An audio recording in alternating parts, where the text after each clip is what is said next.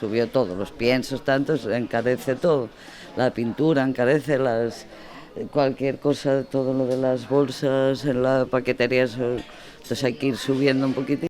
Hicimos el personaje de Pipilastru. Y luego, bueno, nada, tenemos eso, huevos tenemos de quica, de gallina, de oca. Que no me falten los mineros, que ha sido algo que siempre me ha caracterizado y me gusta mucho. Y lo tradicional, y bueno, huevos, no sé cuántos traigo, porque pinté así rápido, creo que más de 200.